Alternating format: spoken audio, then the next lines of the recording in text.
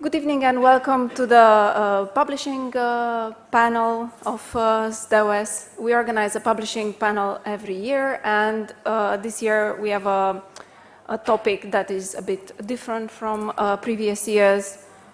It's called Promoting Women in Energy Research and Ways in which we could close the gender gap. My name is Niculescu. I am a publisher with Elsevier, publisher of energy journals, and I will be the moderator of the panel.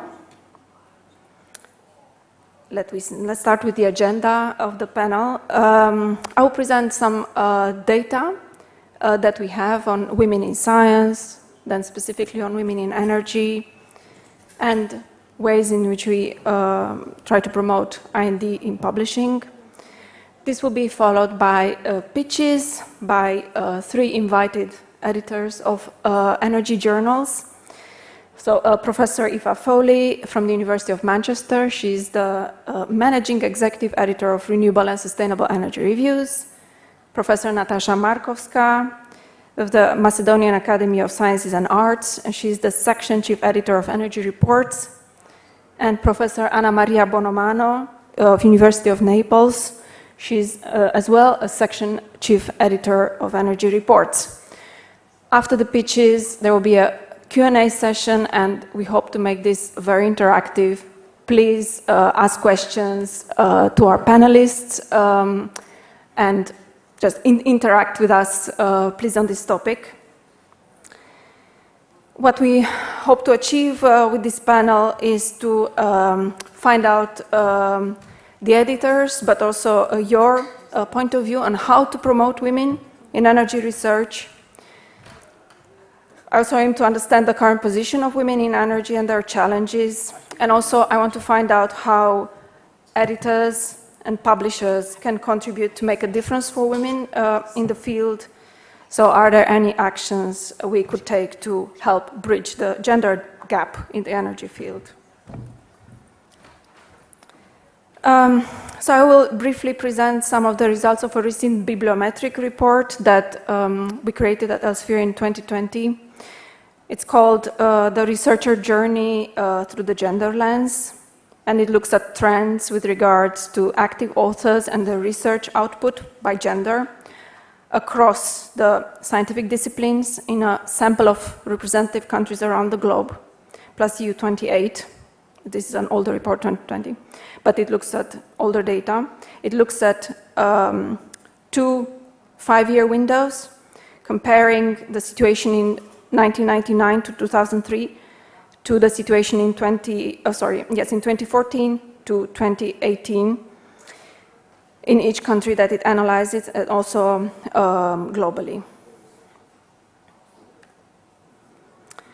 So, looking at all the scientific disciplines as a whole, those are analyzed, and the chosen sample of countries around the globe, the report shows that women publish less and occupy less often the corresponding, the first and the last author positions.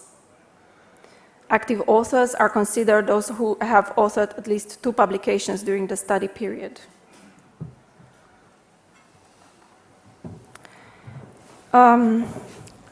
In terms of how much impact publications have, citation impact, it is found that in this 5-year window, 2014-2018, the average citation impact of publications authored by men in all the disciplines in total was slightly higher than that of papers authored by women. In 10 countries, 10 of the countries analyzed, plus EU28. And except for 1 country, which is Mexico, in all the analyzed countries and in EU28, the citation impact of publication was slightly higher if the first author of the paper was a man. Something else that was found by the report is that in 6 countries and in EU28, where they looked at data, women researchers received less grants than men in the same 5-year window. And the same goes for the average number of patent applications by women inventors and assignees, which is smaller than that of men inventors and assignees. This is for the period 2012-2016. So what this report basically shows, among other things, is that in time, they notice we are getting closer to gender parity compared to the previous decade that was analyzed, that men have a larger research footprint than women in science, meaning that they publish more, they receive more grants, they apply for more patents. It's also shown that the lowest ratio of women to men was in physical sciences in this 5-year window. In other disciplines, the proportion is closer to parity.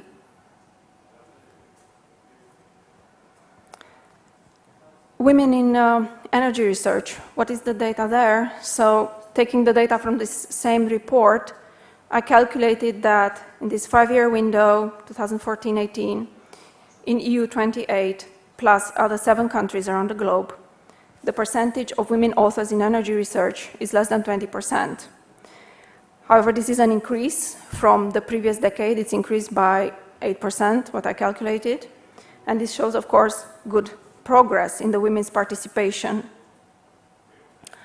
A bibliometric article published in 2014, which looks at 14 years of publications in 3 leading energy journals, looking at more than 9,000 authors and more than 4,000 published articles, finds that 16% of all authors are women. A few words about what publishers are trying to do to advance inclusion and diversity, and I can speak about what we do at Elsevier, what our initiatives are. First of all, we are committed to advance diversity, equity, and inclusion, to ensure that everyone has an equal opportunity to succeed in research. And we try to contribute to this in a collaborative effort through an evidence-based approach. And one of the things we did is have this report made in 2020 about science from a gender perspective. We also believe that editors and publishers have a responsibility together to promote inclusion and diversity in journals, and this by appointing editorial teams that have a broad expertise and a broad background, by diversifying the reviewer pools, reviewer invitations, by considering all submissions with an open mind, and by commissioning content from a diverse range of authors.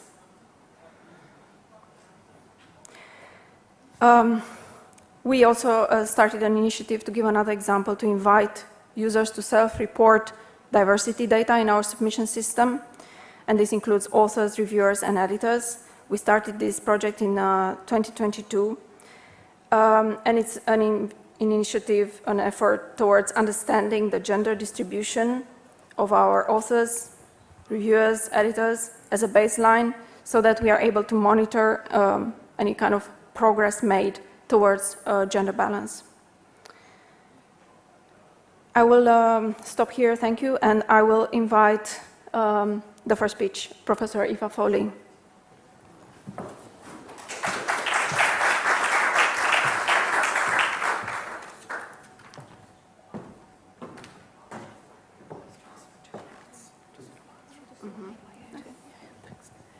Hi, good afternoon. When I suppose Dan and myself started first discussing this panel, I said I need a coffee. And I ran out of my office, and my office is off my dining room, or well, it's not my dining room, it's my living room, the den for my children. So that shows you, okay, yeah? So my office is near the kitchen, and it's near the den for the children. My husband's office is in the attic, yeah? So that just puts it in perspective, yeah? So when I'm in a meeting and they come home from school, they come straight into me. Yeah? So when I was in COVID and I had to teach, I was juggling my kids' homework, my students and their issues, that's my job, minding my elderly parents, because I'm a female, and my brother was busy on the golf course. So life is very, very different for women. And I did civil engineering, my undergraduate degree, in 1992. And even the career path I took was badly advised because I was interested in designing power systems, nuclear power systems and things like that. It's ironic, isn't it? And I went to the career guidance teacher and I said to him, I said, Frank, his name is Mr. McCarthy, and his first name was Frank. I said, Frank, I said, I'd love to do engineering, because initially I'd contemplated doing medicine. I said, I'd love to do engineering. You know that Chernobyl disaster, I had grown up over Chernobyl. I said, I think I could do better than they did. So a little bit of naivety there, you know. So Frank said, do civil engineering, you could build a nuclear power station. Yeah, so off I did. I went and I did my civil engineering and I graduated, and my first year I was working for a construction company in 1996 in Ireland, and there was no toilets for women. Yeah, so no toilets. So I worked in site. I worked in industry for 15 years before I became an academic. Not alone was there no toilets, they'd no hard boots that fitted me. I'm a size 4.5, 5 shoe. UK, I don't know what that is. What is it, a 36, a 37? So I have a small foot. They'd no hard, you know, hobnail boots. So I had to get slaughterhouse wellies. Have you seen slaughterhouse wellies? So they wear them to cut the meat in the factories. So they were white Wellingtons with a steel toe cap. So that started my career journey in engineering. I remember I put on the trousers, so it was really raining, so it's in Ireland. I put on the plastic trousers and I have bigger hips than a man. And I was climbing up the ladder in the rain and I lifted my foot up and the arse ripped in them. Okay, because they weren't designed for women. The clothing wasn't designed for women. The whole setup wasn't designed for women. So that's my career 30 years ago when I started out in engineering. And then when I was on site, and I'd ring up the architects or the electricians, or I'd be talking to the plumbers, they loved me then after a while, you see, because I had everything organised and I wasn't a bitch. Okay? So I was very kind to all of them and I helped them out, and if they had an issue, I would sort it out for them. And that's the key thing I would say to anybody in life. Whether you're a male or a female, no matter what colour, religion or creed, give everybody the benefit of the doubt. So I only did my PhD in 2011 and people say, the two ladies came up to me and they said, Aoife, you know, I was afraid of being on the panel with you. And I said, why were you afraid? And they said, oh, you've done so much. And you know why I've done so much? I'm so driven.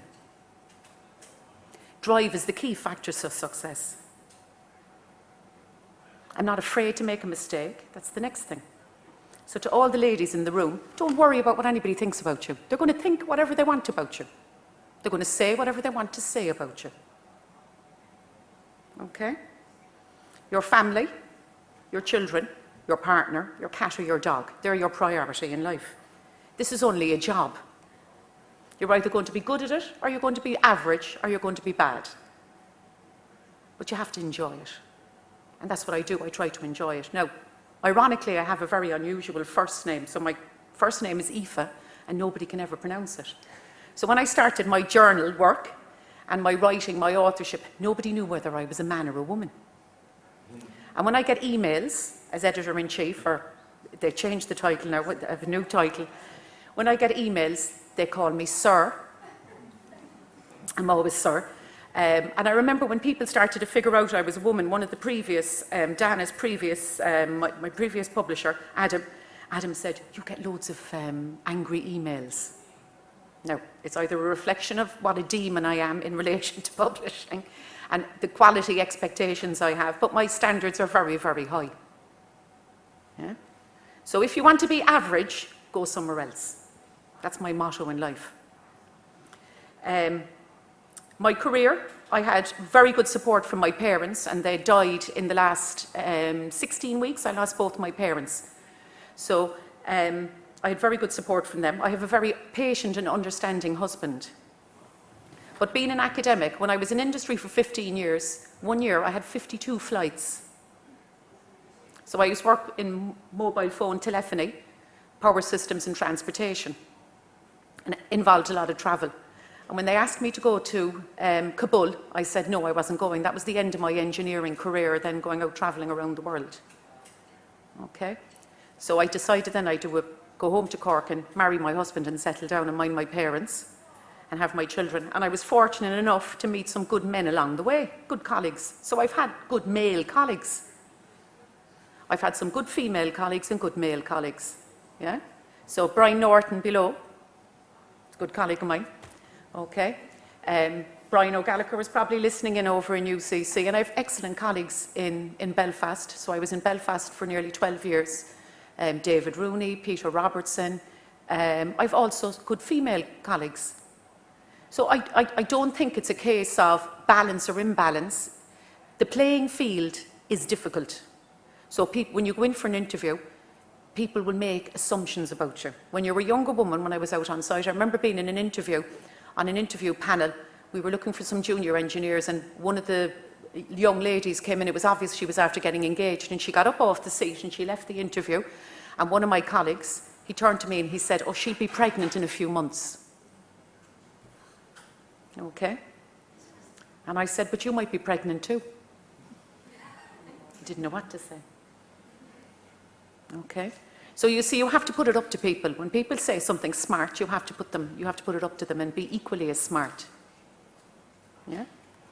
So I enjoy my job. It can be quite brain taxing, because as I say to some of the people who email me, and it's down the bottom of my email, I work 9 to 5, Monday to Friday, but I may send emails out of hours. So you could get an email from me at 2 o'clock on a Saturday morning, because I might have to do something on a Sunday with my daughter. Okay? So I work crazy hours, but I always worked crazy hours, but that's my choice. Yeah? But then I spend the rest of the time with my family and my friends. So you have to, you know, some people, they like to watch Netflix. Some people like to cycle or walk. Some people like to sail. Some people like to read a book. Some people like to have a glass of wine, but you need to switch off. So in this game, this academic game, because it's only a game, as I say to everybody, nobody will remember you when you're dead by your publications. Okay? So I had a very good colleague, Jerzy Klemisch. He was the editor-in-chief of a journal of cleaner production. Jerzy passed away at Christmas. And the week before Christmas, I rang him. I had a call with him and we had a conversation. And I said, "Jerzy, I'm sorry I couldn't get to see you in October." And he said, "I know, but you were busy with your mum and the chemo." So these are all the things that go on in life, and you have to be open. And this is the problem as well with academia. People don't share the fact that they're humans. So I tell everybody, I have a lot going on. So that's what I would say to you. Tell them that you have a lot going on. But at the same time, don't play the race card. Don't play the female card. It makes me feel very uncomfortable. And some people do it very well. But that's life. Okay? So we have some questions. I think you get the measure of me. I'm a no bullshit kind of person. Yeah? But the one thing I will say to you is, if you look at the panel here of ladies, Dana is very shy. She's a very shy, but she actually is a PhD as well. She's a linguist. Okay? So we're all highly qualified. But can I tell you something? You don't have to be highly qualified in life to be successful. Okay? So when you walk around and you see the people here who are looking after the bedrooms and looking after everything, actually they're the people that we do our work for. And that's the important thing. So that we have an energy system, clean water, yeah? That's what drives me actually. And I worry about my kids now. A friend of mine said to me, you know, he said, if I had my nieces and my nephews staying with me over the weekend, I worry what will happen in 40, 50, 60 years. And that's what I worry about now at the moment. I wonder, did I do the right thing? Should I be a degrowther? But that's humanity, isn't it? You have to drive on and you have to try your best. So I say that to the women in the room. The other thing I say to you as well, and I always find it really amazing, you know, you've probably been in a situation where somebody assumes that you're not the person in charge. Yeah, have you been in that situation? Yeah. That's the best one. What I usually say in that situation is nothing. And I get one of the people in my team, if they have to come up to me and ask permission, I say, send the person up to me. And then I'll chat to them, you see, and then they're going, what's going on? Okay? So, you know, research is easy. Make sure it's robust. Make sure you've all your limitations in. Don't grant people papers. You know, you see these people, they say, oh, email it to so-and-so, you'll get it published, you know, put their name in it. I actually turn down all those invitations. I don't like those invitations. If I do work, I work on the paper, I contribute. So, you know, I worry when I see people with H indexes up in the hundreds, you know, and they're publishing 50 or 60 papers in a year. There's only 52 weeks in the year, you can't publish 52 papers. Okay? So it's quality over quantity. So it depends on how many people you have in your group. Be kind to your students. That's really important. Ask them how they're getting on. And if they want to give up their PhD, leave them give up their PhD. It's not the right thing for them. Don't force something that's not going to fit. Okay? Leave them graduate with an MPhil. What else? If you're not happy in academia, get out of it. I say that to everybody. Yeah? If you're not happy in academia, if you're not happy with the circumstances of your employment in academia, get out of it. There's loads of other jobs out there. Okay? So there are my few comments from my position and my experience. And that's basically it. I hope I think I've sort of painted you a picture of the type of person I am. Thank you very much.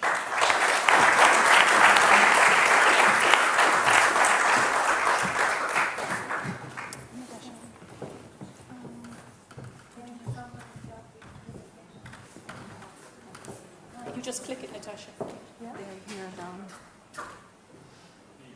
It's one of these two. Oh, this one. Yes. Okay.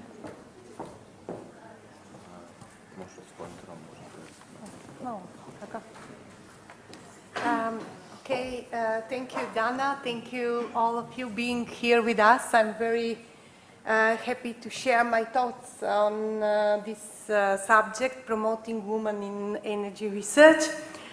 And while I was preparing myself for this initial pitch, I was thinking how I could best address some very important topics for our discussion. And I remember article published on Macedonian climate change platform, which was supposed to bring to the readers stories of Macedonian women paving the way for climate change and something.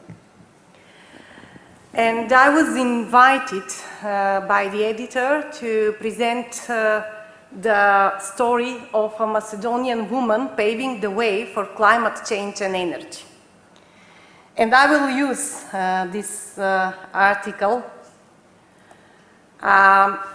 Just one photo which is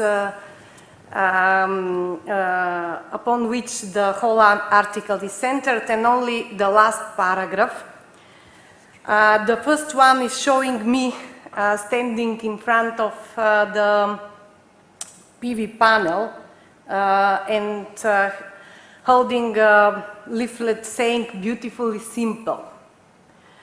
And also in the capture I used some, at that time this photo was captured in 2016, a very popular or emerging technology Power to X. Then I was utilized the name carbon-free solar to power to explain actually the simplicity and my admiration from the technology. So I will utilize this photo to explain the motivation, my personal motivation for becoming a woman in energy research.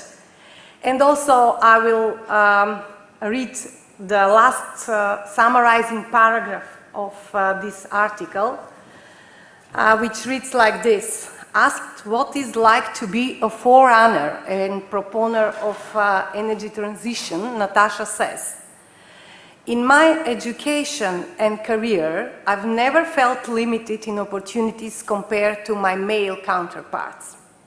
However, I acknowledge that women, due to societal expectations around family roles may face challenges in balancing responsibilities. These challenges span all fields, including also energy research. When it comes to the profession, I don't make distinctions based on gender. Instead, I differentiate between individuals who demonstrate dedication, responsibility, open-mindedness, creativity, a readiness for continuous learning, and an eagerness to embrace change and new trends, and those who may exhibit these qualities to a lesser extent. So, the motivation for me to become a woman in energy research was my awareness of climate change and the pressing need for sustainable energy solutions. I did my PhD in the area of materials for solar cells. And also a desire to make a positive impact on the environment and society as a whole. And also the energy as a field is exciting and interdisciplinary. So it offers a lot of opportunities for innovation and meaningful contribution. Next, the paragraph I read contains all the key words, attributes which are needed, not only women, but all researchers to achieve academic success. But I could also here just list some strategies which will help achieving academic success. First of all, it's all about building a strong academic foundation through education and training. You have to have a very strong education in the energy field. And then engaging in high impact research projects. Learning how to do projects is also a part of your very important skills and key for a successful academic career. Collaborating with established researchers, you must have from whom to learn. Also, by saying that it's seeking mentorship and guidance all the time. Publishing research in reputable journals. I remember I have a very strong professor who said, you did nothing if you don't manage to publish or to communicate your results to scientific community.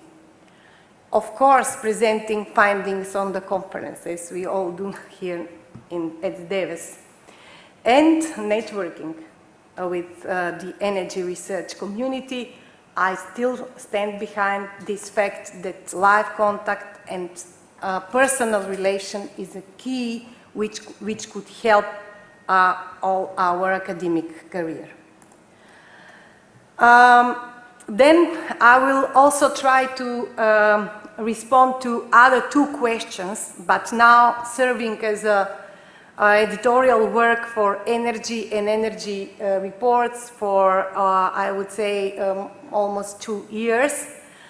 And of course, how to become a reviewer, you need, first of all, you have to have established expertise in this research area. Publishing is also so you know how to write research papers. Expressing interest in reviewing for journals and networking with the editors. And also start by volunteering for smaller journals or conferences to gain some experience. And then how to become editor. Of course, you have to demonstrate expertise. Not only to gather, but demonstrate for this very prestigious position. Of course, you have to have extensive experience as a reviewer in order to be able to read the reviews written by different reviewers and to make decisions on the papers. And networking with editors is also very important, and you can start by volunteering for guest editor in special issues. For me personally, I've been guest editing special issues dedicated for SDEWES conference since 2013. And I became associated editor, I think, 2020. So 7 years experience in volunteering in guest editing of special issues. And of course, I'm even now, but even more before, open to mentorship from experienced editors. This will help much for a successful, effective and efficient performance of this role.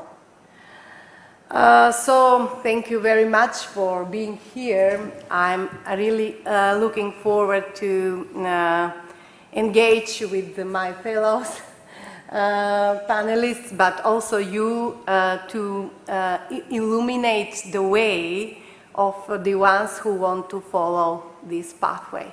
Thank you very much.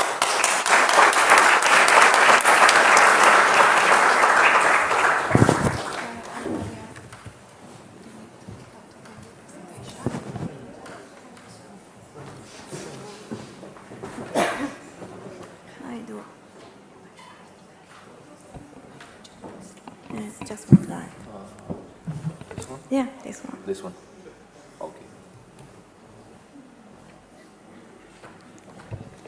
Good evening. It's quite, I have to be honest, it's quite difficult to speak after Eva and after Natasha. I might agree with both of them, if according to which is the side of the story that I tell and which is the side of the story that we look. From my experience, I have to be honest, and I've been very, very lucky. Because in my career, I've been never, even when I was a student, I was never discriminated as a woman. And probably it also depends on the way I act and the way I behave. Going on a personal level, I have two brothers, we are from a triplet, so they are men.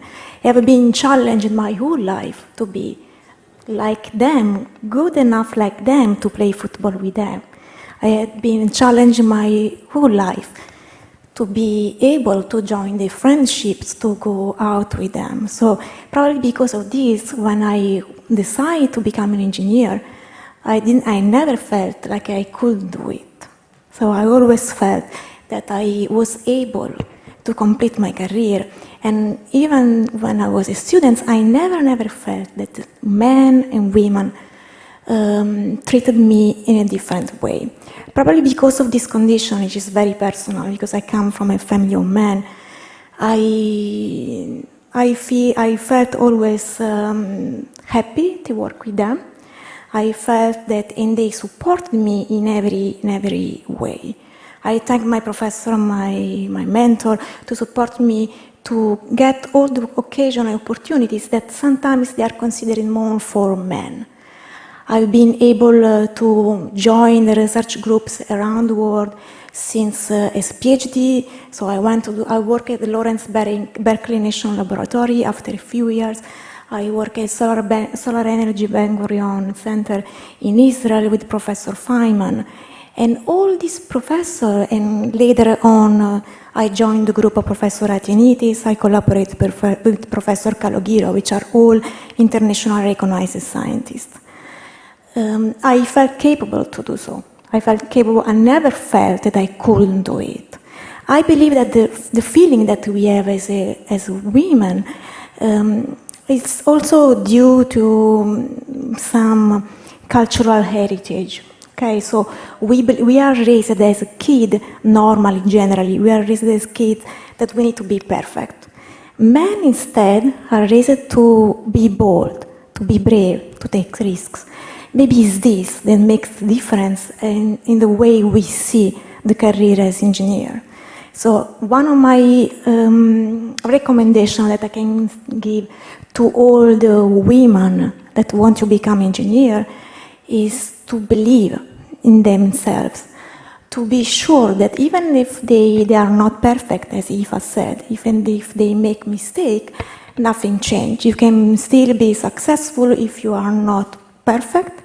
You can still be happy if you are, maybe if you don't reach a position, or maybe if you don't reach something in your career, because life is full of some, many parts, many sides of your life define a person. And we are not defined by the work that we do, we are defined by the way we are. So my personal suggestion is to, as a young researcher, to young researcher that are here, to take all the opportunities that you can to join. Sometimes they don't do. I talk to my students also for the Erasmus program in Italy. The number of men that they go abroad and then use the program is higher than the number of females that join the program. So from my point of view, women just need to be more self-confident, as I said before, brave, and be sure that can be successful, not being perfect. And in this slide that I prepared for this pitch, I included two pictures that you can see here. The bottom one is relates to me when I went to Israel, so I joined the group of Professor Feynman at the Solar Energy Laboratory of Ben Gurion. He was in Israel during the spring, the Arab Spring, and everybody told me, "Where are you going?" And I was also at that time I felt that I could do it. I did it. It was one of the best moments of my life.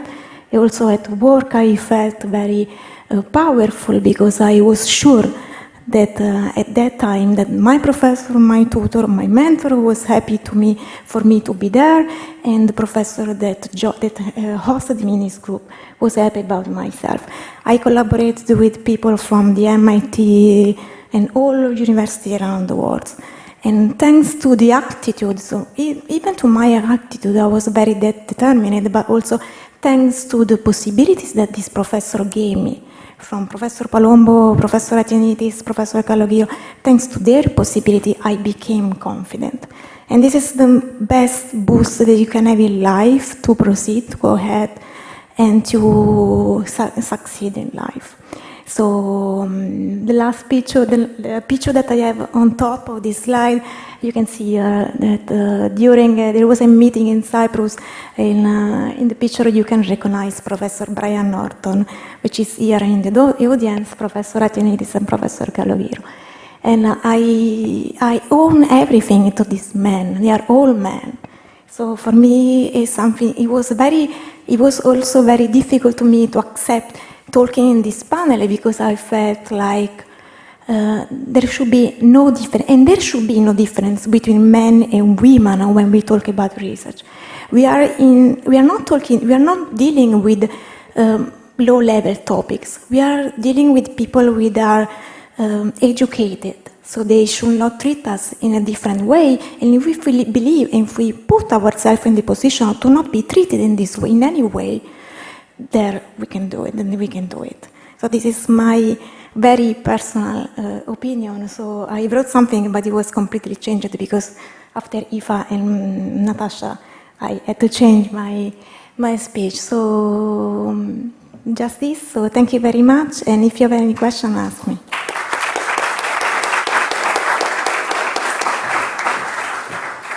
We open the floor to questions. Please, if you have questions for our editors. Yes.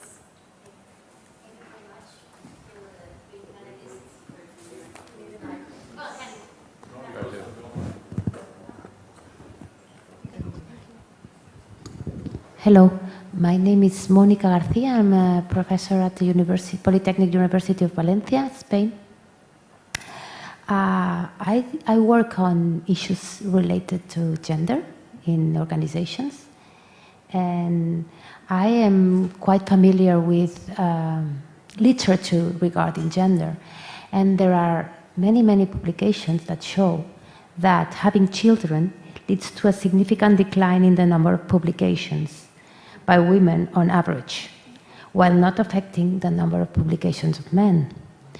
And I would like you to make a reflection on that, because I haven't heard much of that figure in this session, and I am interested in your opinion on that. Thank you very much.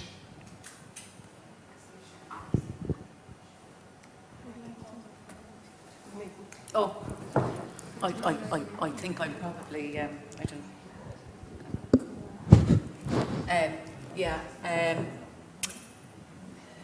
I suppose, look, I gave up working out in industry, and I was very successful in industry, because I knew as a female with children, and if I wanted to have children, I actually will tell you my story.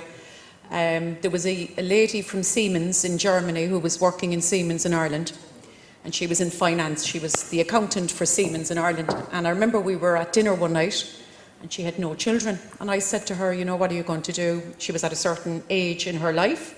And she said, I don't know. And I said, oh, I don't know. I'm not going to say her name.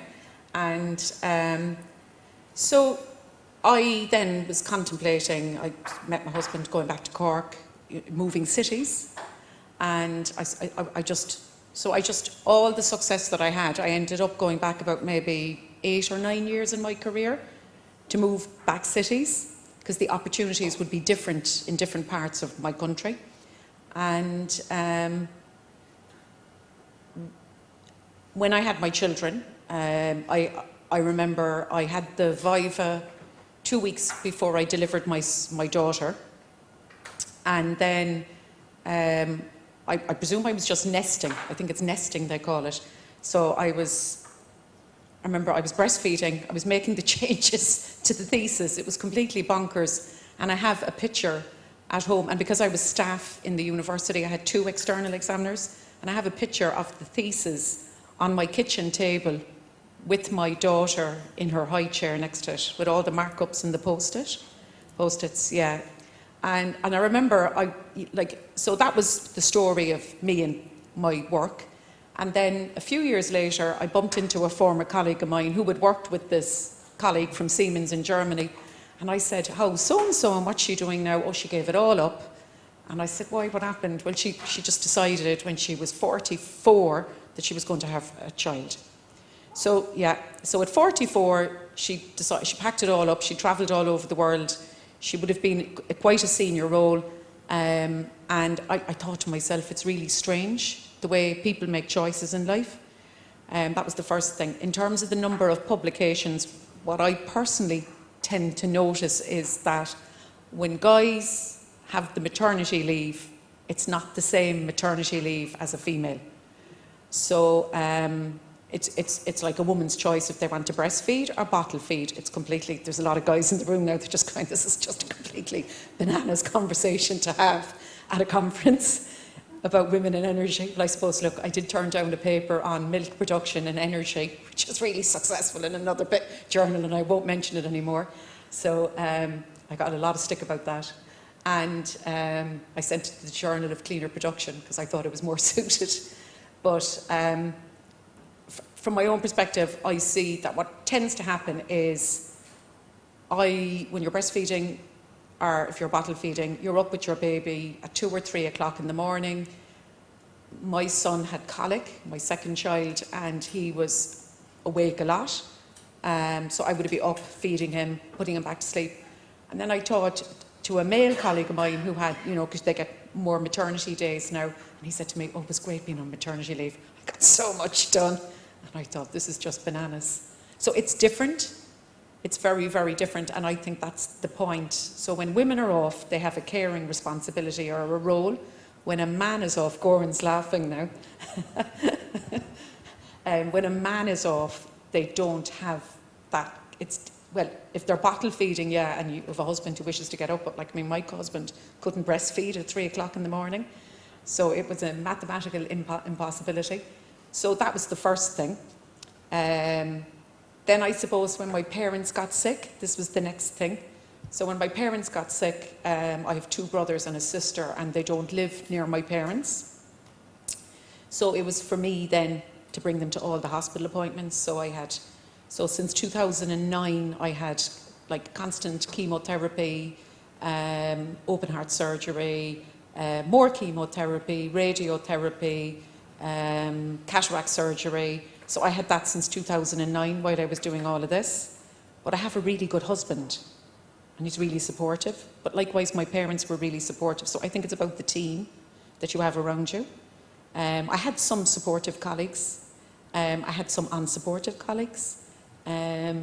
Because I think in academia you can have a lot of the green-eyed monster. You know the green-eyed monster? Do you know? Envy. Yeah. Envy. Yeah, yeah. Or tall poppy syndrome is the other thing. So somebody said to me in Ireland, because Ireland is just really bad at that. We're terrible. We don't, and David knows because he's been in Ireland, we don't like, Irish people don't like other Irish people being successful in Ireland. Okay? So if you're a tall poppy and you grow above all the other poppies in the field, they wait to cut your head off. Okay? So that was one thing. In relation then to the other people and papers, then I have some male colleagues who were very good and would have taken a very active role in their children, but it's the same in industry.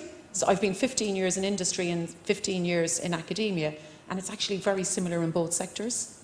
You know, it's really up to you in your relationship to decide what you want, whether you're like, you know, straight, bi, whatever type of sexuality you are, whatever type of partnership or relationship you have, whatever way you have your children, it's really up to you to decide what you want.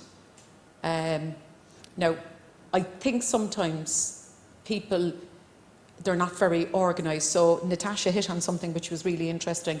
She said you have to manage people. So I'm a really good project manager.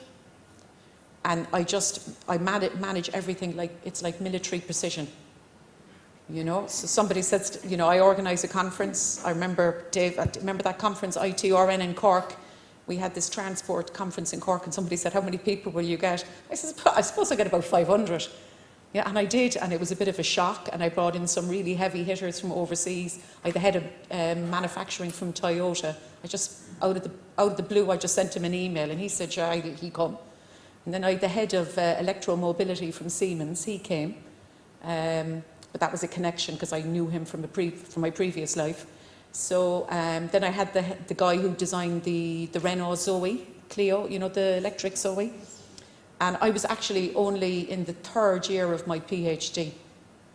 But I did my PhD part-time while working full-time. So I think I'm a bit of an outlier, but it's because I'm a good project manager. So I think project management is key, and organisation. So the one thing I would say to a lot of academics, do a project management course. You know, learn how to structure. Now, it's been a bit chaotic, you can ask. It just sends me emails. The stress coming from Dana sometimes, but the last 18 months has been particularly stressful. And I suppose the other thing as well is, what I found really strange is in academia, when I was in industry, people tended to dress down. In academia, one thing I notice is the men dress up and the women dress horizontal. You know? So it's only in the last, I'd say, maybe 7 or 8 months that I've started to put back on a suit, or started to like wear heels. I haven't worn them for ages. I tend to wear runners and jeans and sweaty, smelly t-shirts. But I've had to now because I'm on that greasy pole, as they call it. You know, the greasy pole. I have to do more things and appear at more things, and I have to speak to more diverse groups. So there's sort of an expectation that I will look respectable and that I will wear a suit, which is a man thing. So if you look around here, most of the men tend to wear suits, and it's easy to be a man to go to a conference because when they come to the conference, there's more men. So the first night I came, I remember I had a gin and tonic in my hotel, and I said, fuck, I have to go up to that thing now. That's what I thought in my head. And I walked up the stairs and I looked, it was a sea of men with their partners, a few partners. And I just sort of hovered around and I felt very uncomfortable. I'm sure did you notice? Did you? Yeah. I don't like social things. I hate them. I hate social functions. I think that's why I like being an editor. I don't like being in large groups. I don't like parties. Only with my friends, people I know very well. They're the sort of things that are very difficult for a woman. So it's very difficult for me. I'm in a few professional bodies. If there's dinners, I have to go on my own. Okay, and when I was in industry, when you go on your own, men will chat you up. It's just part of the package, you know. And I never ever entertained any of it, which was probably a bit of a challenge to them. And then, so the more you stay away, the more the challenge you are. Then you see, do you get it? So that's all part of that as well. When I moved then from university, so I would have been in Cork to Belfast, I had to commute. So David knows this, or Brian knows this as well. So I lived in Cork and I commuted to Belfast in Northern Ireland. It's a 4.5-hour train journey. And I did it for 2 nights a week, 3 nights a week for nearly 12 years. Yeah. You see, it's my choice. So some people don't understand. Some people do. So if a man did that, there'd be no questions about it. I have colleagues, male engineering friends who get in a plane in my home city every weekend and they fly away for 4 nights and nobody bats an eyelid. But if a female does it, it's a different kettle of fish. Yeah? Okay, I could see the head straight away, they were shocked. So these are the sort of things. But then when I'm doing stuff at home for the summer, and when I'm at home, I pick my kids up at the gate, I drop the kids to school, I walk them up, I cycle them up, I walk them up, you know. The reason why I like the academic life as well is because, you know, people say, oh, we work around the clock, but you can work flexible hours, it's up to you. And it's sort of like, and you can do, my passion is research, my passion is teaching. I love the teaching, I love meeting the students.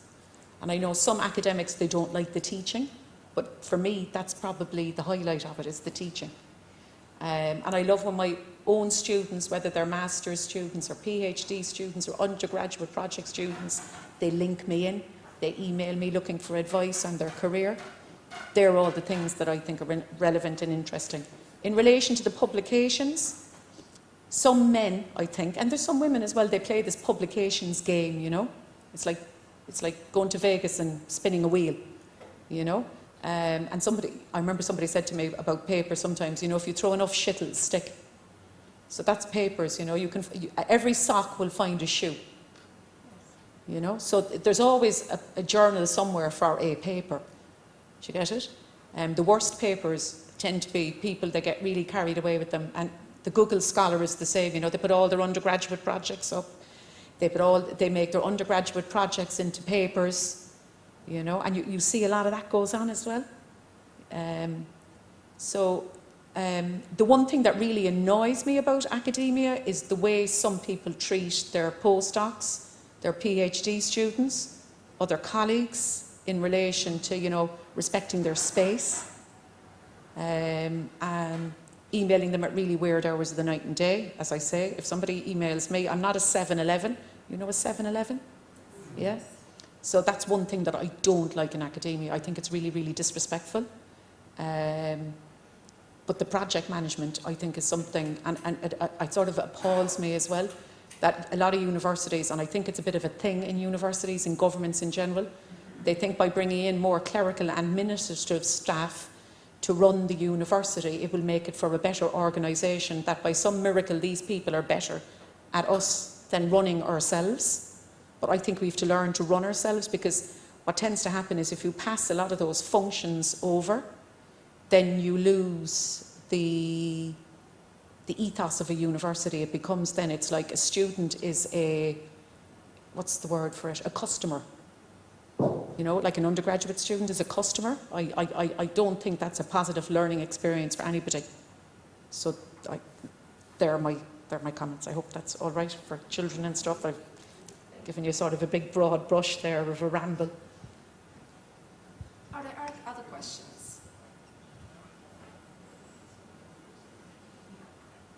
Oh, there's a lady there. Yes.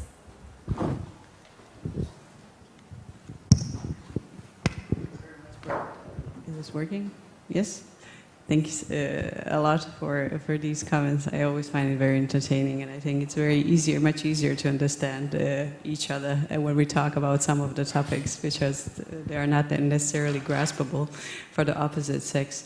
I have a question that I find very frustrating sometimes, and I want to hear the experience the same. I feel like in the last some years, there's been this tendency to tick the boxes. So now we need to tick the box. We are missing women here. Have you been experiencing this? And I think when I say, and I represent the women saying this, is that I don't want to be here because I'm a woman. I want to be here because I'm qualified, and I believe that I'm qualified. But sometimes you really get this impression, oh yes, we need women here to tick our boxes of diversity. Yeah, very supportive approach. What are your thoughts there? Fully agree. I had that in my talk, but it's not really articulated in the same way. But just counting how many women against men, it's not really, I would say, meaningful. But we have to see how one person of being a woman can contribute to some goal. And indeed, sometimes I evaluate some energy-related studies, and nowadays you have to evaluate also this gender aspect. And all the time they talk about introduction of gender dimension, but I didn't see in my life any study now in energy-related which goes beyond counting men versus women. So I think this is a very, very good point. And also, this, I would say now counting authors, or because for me, when I edit some paper, or if I review a paper, I don't know whether it is a man or woman, the author. So these figures are just by accident at the end when you count how many women and men. But for us, the ones who do the evaluation of the work, it really doesn't matter. So I'm really against that ticking the box. I do believe the same. I mean, we have to stop thinking that this is the storytelling. We have to change the storytelling. Because if we keep saying always the same things, we start thinking that we don't deserve the position. So when we get the position, they come to us and they say, okay, because you are a woman. No, because I deserve it, that's it. And we can reach the same position as men. So this is my point. But I really believe that the way we act, the way we let people treat us is very, very important.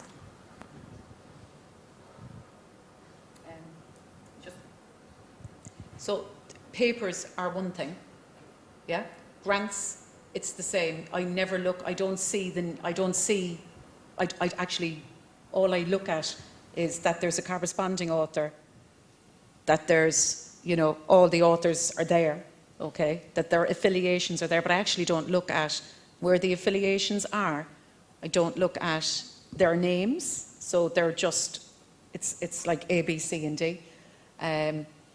So that's papers. With grants and grant evaluations, whether it's for the NSF, whether it's for the Finnish Academy, whether it's for the Israelis, the Swiss, your own, the Croatians here, whoever it's for, okay? What I actually, or the EU, I actually don't see whether there's men or women. I look at the science and the engineering, and if it's good, and if the paper is good, they're the things that I look at. But for promotion, and this is the thing, so when you're an academic and you're applying for promotion in a university, I've had comments where I've heard male colleagues saying, oh yeah, she got it because she's a female, and now they're ticking the gender box. She's gotten a promotion, and actually I turned to one colleague of mine and I said, well, actually she's more qualified than you. And he said, why? And I said, well, this, and this. And he was a bit taken aback. And I said, yeah, And she's a size 36 double D as well. That probably helped. So he didn't know what to say then. So when it comes to those things with promotion, as I said, the envy thing, you know, if a guy does it, it's great. If a woman gets it, how did she get it? You know, that's the one thing that I will say. In maybe it's different in Italy, maybe it's different in Macedonia, but that's not the vibe I would have gotten in the Republic of Ireland or in the UK on occasion when a female gets promoted. You know what I mean? When I went from lecturer to reader, somebody said to me, why don't you go? I remember I went down to my head of school. I had a meeting with them about applying for promotion. I knocked on the door and I went in. I sat down and he said, are you sure now about applying for promotion? Do you tick all the boxes? And I thought in my head, I actually have more fucking boxes ticked than you. Okay, excuse my language. I am a civil engineer. It's going out all over the world. And I actually thought in my head, my H index is this. I've more papers published than you. 15 years in industry. I've been around the world. I've done probably more things than you. When you're sitting across the room here from me, telling me, have I ticked all the boxes? But it was the arrogance of him. Because he hadn't even read my paperwork. That's what hit me when I went in. When I went in to meet him, I knew straight away when he asked me that question, it was the first utterance out of his mouth. I said, I bet he hasn't even read my CV. Do you understand? So just don't assume, you know, when you're going to these tick boxers, that they're even prepared for the tick boxing. Okay? So when you apply, always be ready. And what actually happened was, I went out the door, I decided I wasn't going to apply for SL. I was going to wait for another 9 months and I was going to apply for reader because I was going to overshoot his little runway. So they're the things sometimes, you know, it's like playing chess. So you have to choose your moment in academia. Okay?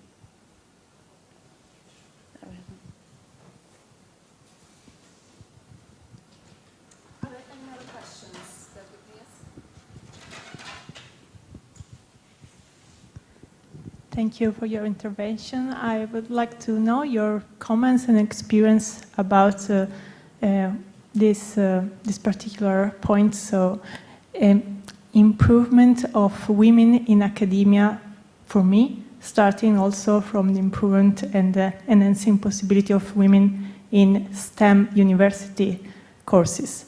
And so I would like to know if how to promote women in STEM courses, like, for example, engineering and so on. Because, for example, in my case, we were 3, 4, and a lot of other men instead at university. Thanks.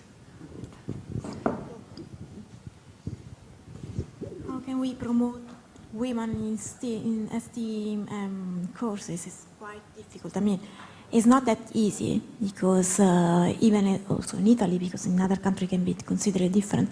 Engineering is considered something more for men. But we need to change. We need to start also going into high school to show that women can become professor, can become researcher, can become qualified engineering. So for sure we have to do something because in Italy the proportion, the ratio of female students compared to men is very, very low. Even if in the last years things are changing, so there is an increase of students, of female students in our courses. Few months ago, one of my students came to me, she told me, I read your CV, I know everything about you, and I want to become like you. And I felt like, why? I mean, and she told me, yeah, because you did a lot of stuff. So one of the things that we have to do, this is our responsibility, is to show. I mean, we need to show our work. We need to become role models, okay? We need to tell to the young women that they can become engineers. Because if we don't do it, it's our responsibility. We cannot wait for men to do this. Because I am quite optimistic, I think, probably because I have 2 brothers, we are twins, I mean triplets, so I don't believe that men see us as less qualified. I don't believe that men treat us in a different way. I'm optimistic, so I believe that when it happens, most of the time it's because we are self-defeating ourselves. So we are doing something bad to ourselves. So we have to do something. We cannot wait for men to change the way. Maybe I could add, yeah, these disciplines, including energy, of course, traditionally men-driven disciplines, but with the time being, we are witnessing that they become more and more inclusive for other disciplines.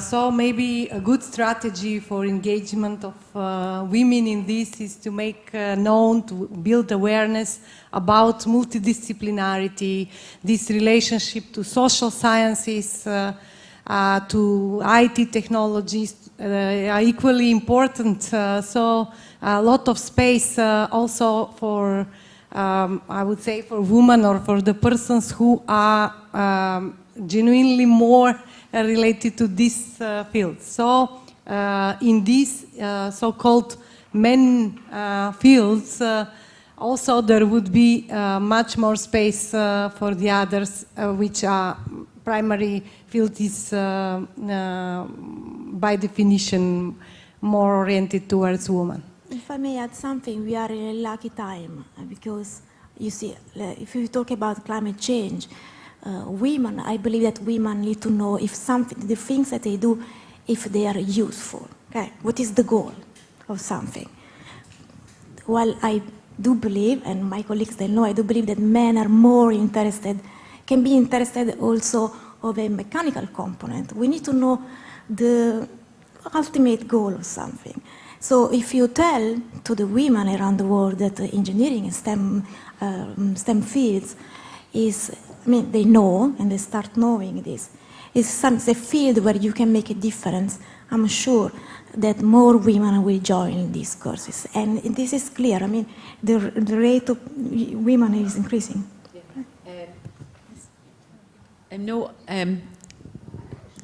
From my experience, when I do outreach, and I go to primary and secondary schools, and I would have done it as part of sort of, we have a programme in the Republic of Ireland, it's the same in the UK where I work now, and it's about science and getting more women into engineering and getting more women into science, mathematics. Medicine is a field that has a lot of women in it in Ireland, so it's different. But what I will say is that mathematics, physics and chemistry are not taught at the right level in secondary school, high school, for women, for females. So when I was in high school, I wanted to do physics and chemistry, and there was no applied maths. I self-taught myself applied mathematics. So it's a combination of physics and mathematics, and I did it for the Leaving Cert. It was a bet with some male friends of mine in the boys' school, because in Ireland our schools are segregated. It's mostly males and female schools. So the maths and physics wouldn't be a priority. The priority would be biology. The priority would have been the languages. So that's the first thing. My own daughter, she had very, very good maths in primary school. And then when she joined secondary school and COVID hit, the maths wasn't great. And I know from a lot of girls, they drop out of doing honours maths, which are higher level mathematics that you need to do engineering. They tend to drop out because they don't have that confidence that the men, and I say, when I refer to my head of school, he would have been the same to a man if a man had gone in as a lecturer, because actually he's that type of character. He was full of himself. One of these professors who's full of himself and he's not prepared. He's too busy doing his own work, and he just took on the head of school role just to tick the box. Okay, so that's the comment in relation to him. So I don't want to think it was a sexist thing. There are people you're going to meet. So it's the same in regards to mathematics. Men are happy to make a mistake in maths. Women, we like to get things right. And I think that's what puts us off maths and physics. We don't have that confidence that if we make a mistake, you sit down. What I enjoyed about maths was you didn't have to learn it off by heart. I hate learning stuff by rote. You know, you learn biology. I hated biology because you had to learn all these diagrams and you had to learn all this information. I loved geography because it was easy to remember, and history was a story and it was easy to remember. But maths, you just sat down and you kept on going over the questions, and it was practice made perfect. It wasn't rote, and it was enjoyable. And there were sort of different tricks and different things you could remember, mnemonics and stuff. So that's why I enjoyed maths. And I think actually what happens is girls' schools, or girls, don't tend to have good maths teachers. And when you have a male maths teacher in a school, I think they're coming from a different position to people who want women, more girls or more females, to do engineering and sciences. So, and they don't understand what those, because it's very different teaching maths in high school and primary school than it is to teaching maths in university setting. So that's why I think that maybe, like the American system where it's more general arts and general science, and you don't go straight into engineering straight out of university, which is the European sort of system, I don't think that lends itself to having a lot of female engineers, because we're sort of pushed out of the nest before we even have a chance to get in the nest. So that's my comment. There's a question. Yes. Is it okay? Yes, it is.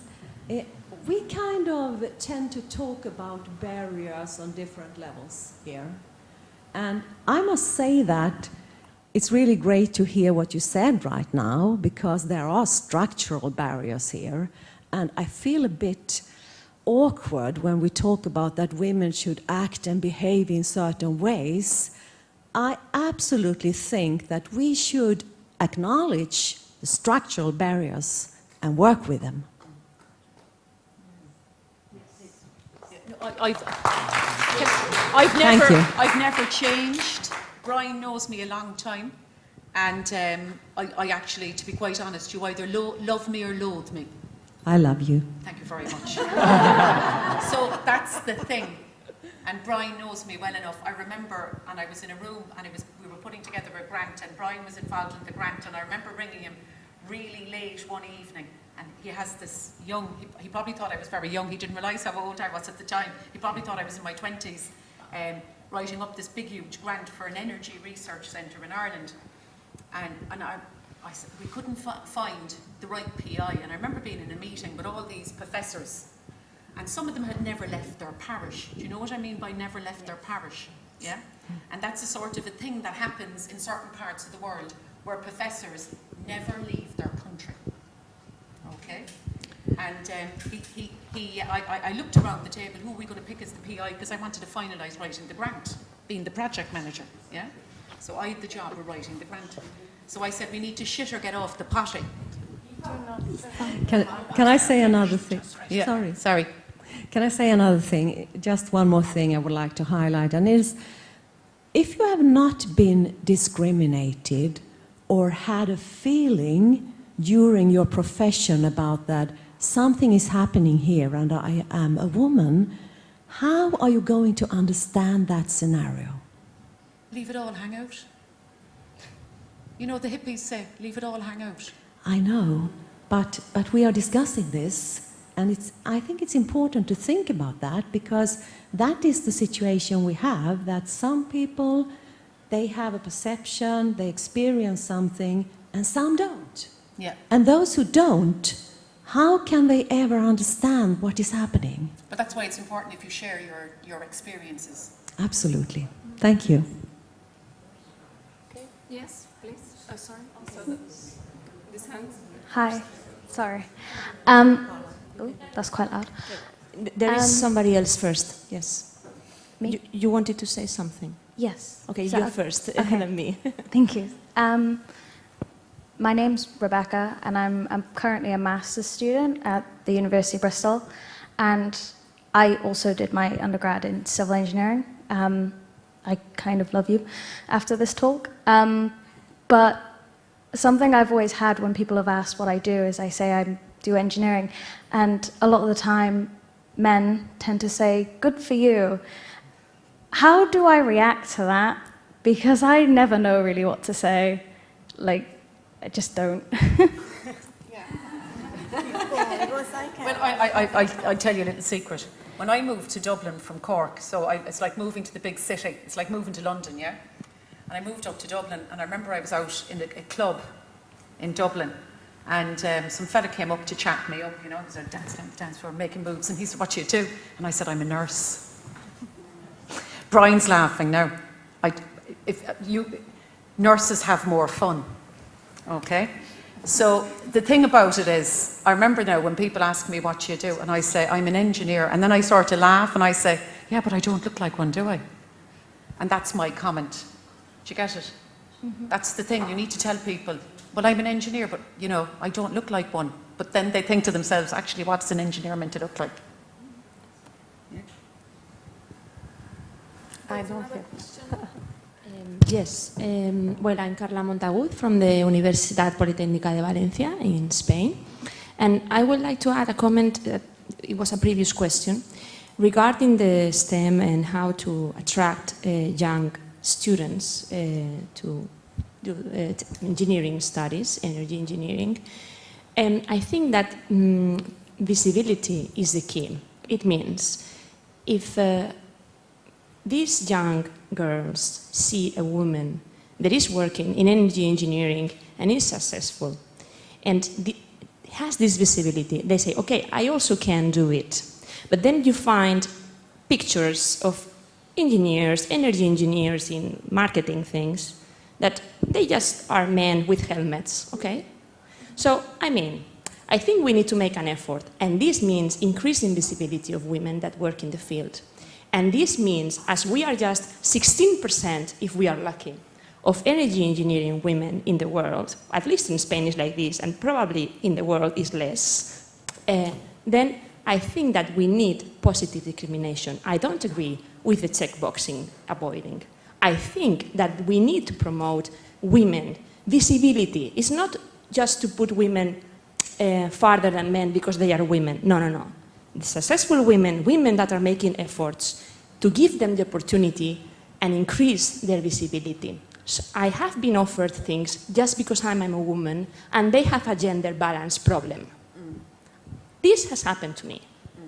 And probably I have the same merits as a colleague, but they say, "No, but you have to understand, I need gender balance. So I prefer her to be."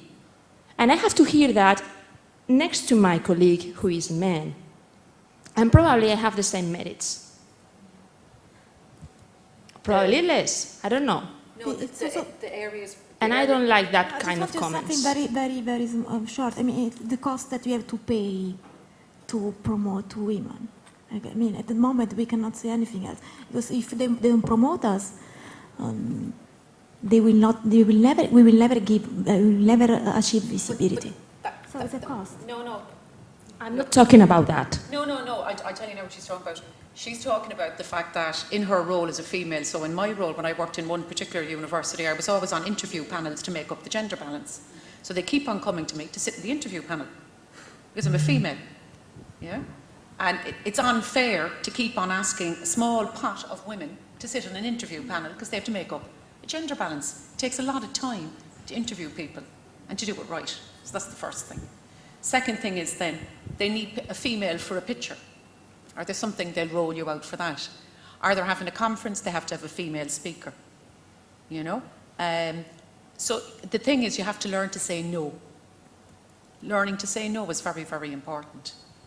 In relation to salaries, and females and salaries in general, women are poor negotiators because they underestimate their own value. If you don't value yourself, you're never going to get paid well. Do you understand? So, whatever you think the best guy is getting, you ask for 20 more than him. Okay? Of course. Another thing I would like to say regarding the PI for the projects. I have been in a situation where somebody, a full professor in a team, in a specific team, no names, told me, well, I want you to do this proposal. You know how much it costs to make a proposal, right? In an interdisciplinary smart city thing, difficult task. And but I want to be the IP or the PI or whatever, the main researcher. I was like, but I am going to prepare it. I am going to do it. I am an associate professor. I can be the PI. I don't see why. I mean, not because I would love to be, because I've never been in a European project, the PI. And then I said, but I am doing the job and I need it. For you, it's nice, but you don't need it. You are full professor, okay? I need it to be full professor, yeah? And they said, no, okay. And then why did you say to my colleague, just let me finish, just 1 second. Why did you are you letting my colleagues less merits than I have, okay, to be principal investigator, and then you are telling me this, ask them to be, to do the job, and then you are the principal investigator. And he told me, no, but there is a difference, Carla. He's putting his knowledge in the project. Oh, yes, sorry. He has knowledge to put in the project. No, can I say something to you now, okay? I've had the same thing happen to me, where I wrote up a grant. It was an NSF, USA NSF, SFI grant. And I wrote the whole grant. And myself and the more senior professor, who was actually a really good friend of mine, we sat down and I said to him, we won't win this with me as the lead PI. So strategically, we did it on purpose, so we would get the grant in. But there's been other occasions where I didn't put myself down as PI because somebody swung their testicles in the air. Okay? But it's up to you as a female to say, hang on a second now, this is my grant. And in actuality, a university shouldn't encourage it where you felt obliged to be second fiddle to him. But you know what is the end of the story? I just did, no way, stop. I'm not going to do this for you. If I do it, I will be the IP, not you. And then this, the result at the end of the story? He's planning to kick me out because I don't fulfill with his requirements. Yeah. But he's not doing this to other colleagues. Male. I am the only woman in the group. So I do feel, and I have felt during my career, this kind of discrimination. So I am telling the truth here. Well, that's why I got on a train for 4.5 hours every week for nearly 12 years. That's why I got on a train for 12 years. Do you understand? Because I didn't want to put up with it in the university where I was. I knew I would have to put up with that. Okay? So by moving, I gave myself a career path. Okay. So you see, sometimes you're going to have to make a choice to move. I'm not moving, I'm staying. Why should I move? Because but you see, the thing about it is, can I say something to you?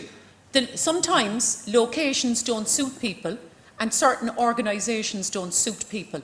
And this is industry for 15 years. When you don't like the job you're doing, or you don't feel you have the opportunities that you feel you need to get ahead or to do what you wish to do, then you need to move on. Because that's what's endemic in that institution or that organisation, that they support or facilitate that. Or that he feels he's empowered enough to behave like that. Do you understand? Yes. So rather than you upsetting yourself, being angry, because this is what happens, and it happens to men as well. Don't think you're the woman. You're the only. It does happen to men as well. Men are treated like that as well in certain organisations and research groups. Yeah. If it doesn't suit you, pack up your bags and leave, and go somewhere where it will suit you. Thank you. Thank you very much. I really like this talk. However, I'm thinking we've talked a lot about what each of us can do and has to do or could do. And about myself, 20 years ago, I wanted to study civil engineering. I did not. I became an economic. And I find myself in energy research as an economic. And I'm always talking to engineers and have to tell them, no, I'm sorry, I'm not an engineer. So we're discussing this. However, what I see is there are structural barriers, and my question is, how are we challenging the structural barriers? Because each of us can do and promote herself and promote other women, and I mean, I'm a full professor at a University of Applied Science. I'm even vice president interim right now, so I think I've done quite a good job about myself, but I think we now need to challenge the structural barriers. So my question is, how are we going to do that? Thank you.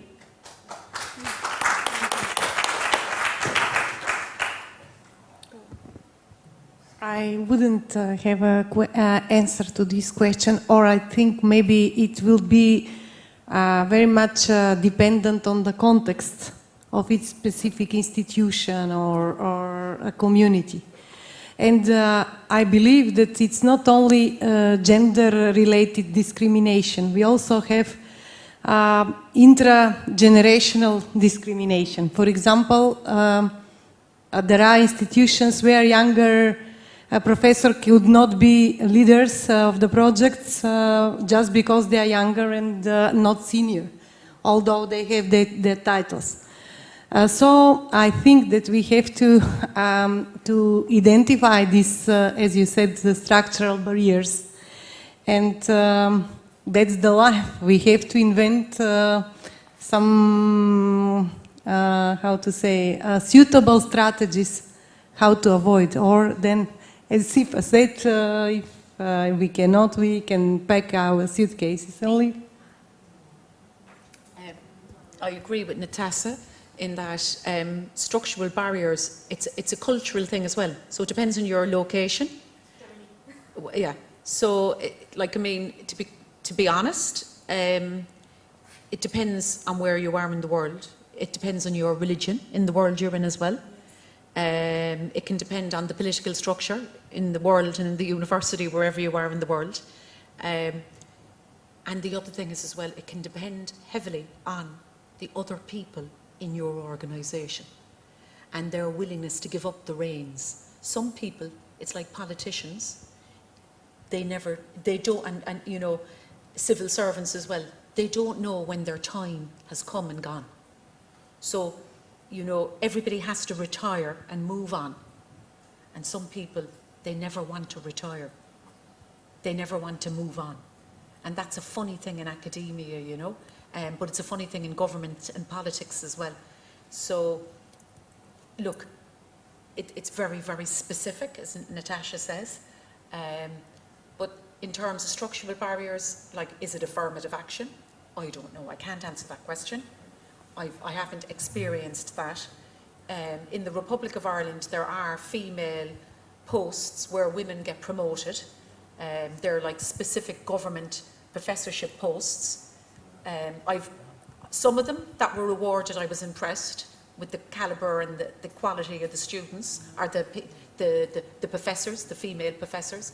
Others I was shocked, you know. So I don't know whether that kind of positive affirmative action is correct.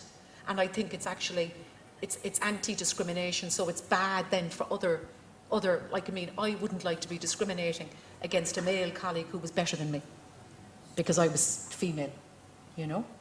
So I don't know what sits comfortably with me, you know what I mean? But I've had, you know, funny comments. I've had the chat-up lines, I've had the funny comments, I've had the horrible emails, especially as an editor, when they figure out you're a female. But the structure, I think really, you know, it should be non-binary. It's like a, you know, I don't think that should influence anything really, you know. Sorry.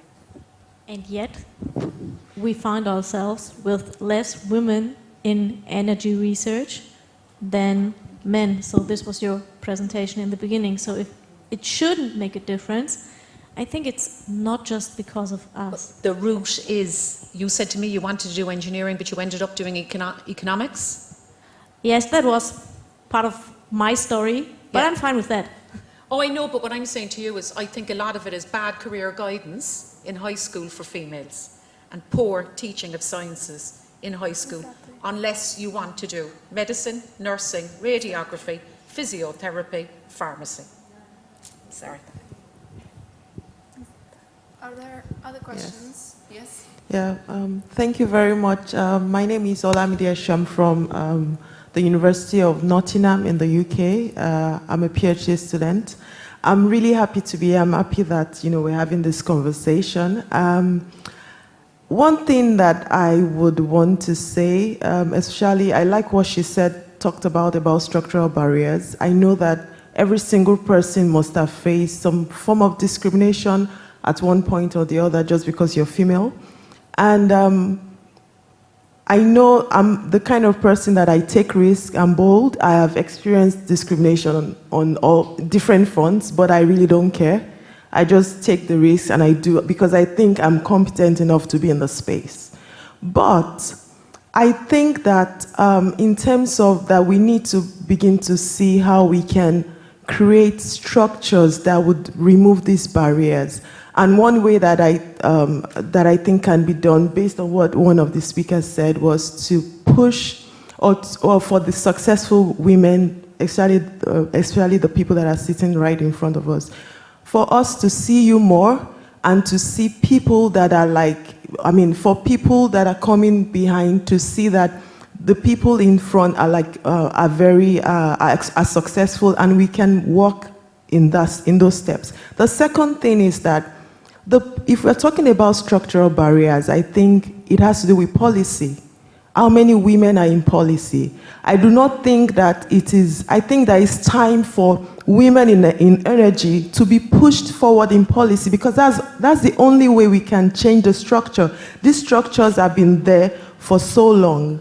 If we do not speak for ourselves, then it will remain. I do not think that we need to move from one university to another just because a man discriminates you. No, I don't think that is the way. I mean, that's my personal opinion. I think that this is the time for us to push women forward at the policy level so that we can make change as a group. I agree, and it was, can I say something to you?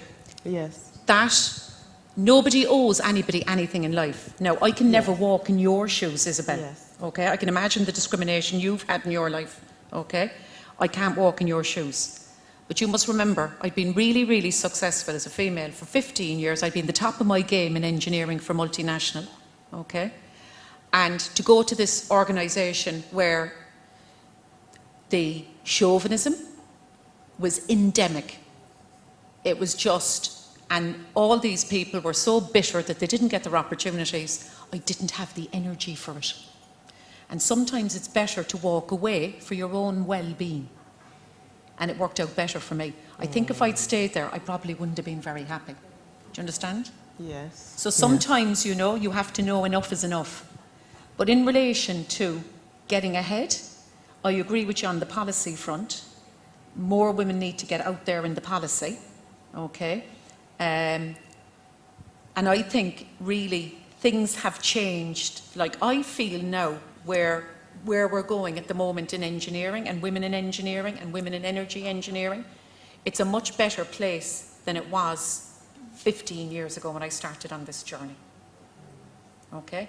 I'm at the point now where I was 50, like when I was in engineering, when I worked my previous career, I'm at that point now where I was 15 years ago. Do you understand? So policy is key. Opportunity is key. Women are their own. We don't network amongst ourselves enough and support each other enough as well. Yes, that's a very good point. So that's another thing as well. Women, we don't support each other enough. We don't put our names forward for things. We get these emails. You should always, I put your names forward for different things. They know it now. They probably know it now. So, I put other women forward for things. It's really up to you as an individual. If you get an email and they're looking for the name of a woman, or they're looking for a name of anybody, to do anything that will help somebody out, always give a name. If somebody emails you and they're looking for a recommendation, it doesn't always have to be a female. You can recommend a male as well, So it's really important that you're sort of proactive to break down barriers, Thank you very much. I mean, I like the fact that you mentioned about putting women's name forward. So we have this network amongst my colleagues and friends that are women, and this is one of the things that we talked about that we've started doing, and we see that we keep talking about it, that this is the only way we can push forward and break those barriers. So thank you very much for that. Thank you. You have a question? Yeah, I have a comment actually, and it's also because my mom was always saying to me that women are your biggest enemy. They're not. But it was, yeah, and I do believe it changed a lot, because before there were not that many spaces for us. And I think really this growing network and acknowledging the others and talking, I think this is what changed. We changed. Yeah, we became more inclusive because we didn't have to compete. We don't have to compete between each other. And I think that's the thing that changed. Well, I and I believe, I'm very young, I believe I'm very young. And but it was a big thing before. It was. No, it was, because I tell you, I remember, look, it's a really funny story. It's funny in a sort of a sad way. I remember there's a famous TV programme in Ireland, and it runs every Christmas. It's the Late Late Toy Show, okay? Now, Brian has left the room and he probably knows it well. And it's the whole of Ireland stops, and they have all these toys that children would like to get for Christmas, yeah? And everybody's there. And I got my first period the night we were watching the Late Late Toy Show. And I remember sitting there, and I went into my mum, and she turned to me and said, "You're a woman now." And I went, "What the f-?" I had been a civil engineer. And so years later, I remember it was always a sort of a dirty thing, wasn't it? Yeah? A woman and her reproductive cycle and all of this. And I'm sitting here now, I have the hot flushes because I have the menopause. We were only talking about it earlier. Okay? And I remember thinking, every building site I was on, even when I was in college doing my undergrad degree, the women's toilet was the disabled toilet.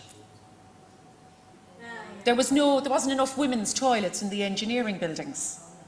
So women having their periods are, women having babies are, some women get really, really sick when they ovulate. It's like they really get back pain and they get migraine, and, there's some men in the room who have wives, they know what it's like.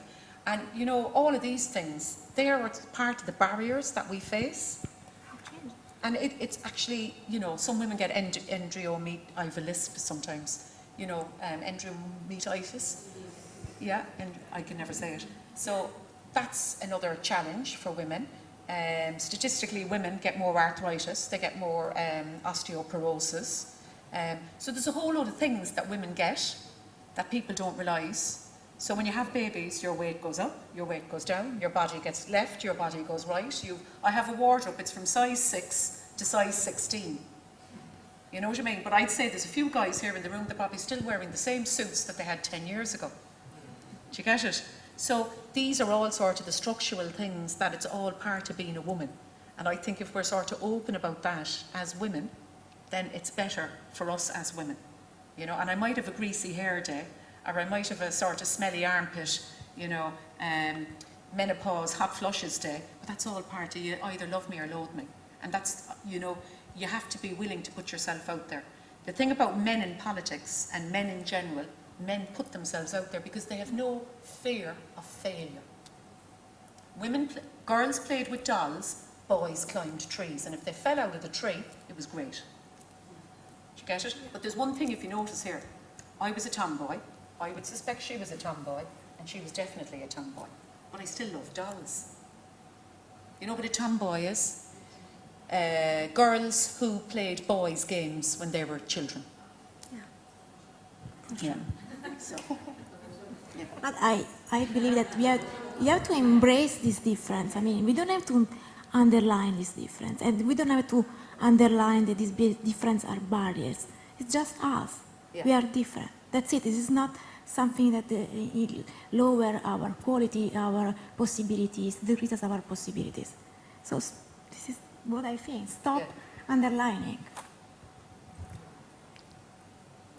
Hi again. I didn't present me the last time. My name is Pia Ulvenblad. I work at Halmstad University. I'm also vice chairman and WITEC, Women in Technology. It's an NGO working for supporting and being role models for women in STEM educations. I think that we should really be aware of how we generalize. And I think it's really scary sometimes when we generalize about women and men. And I also think, I must say that I don't agree that we don't value each other, we don't promote each other. I think we are great, and that we really should say that. And I really think that we help each other. So I just wanted to say that. I don't want it to be that we don't do that. We really do. I think we are great. We actually agreed with you. We did say we put each other forward. So. Thank you. I think this concludes our panel of this evening. I hope you found it interesting. I would like to thank the three women I invited here for their participation, for their pitches, for their contribution. And I wish you a good evening. Thank you very much.